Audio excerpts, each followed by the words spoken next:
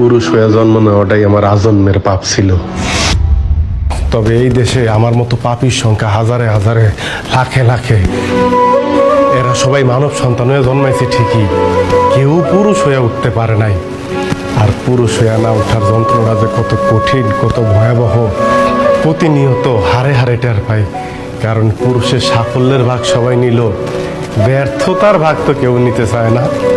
কারণ সবাই মনে করে পুরুষ জন্মগ্রহণ করছে পরিবারের অন্যান্য সদস্যদের চাহিদা মেটানোর জন্য।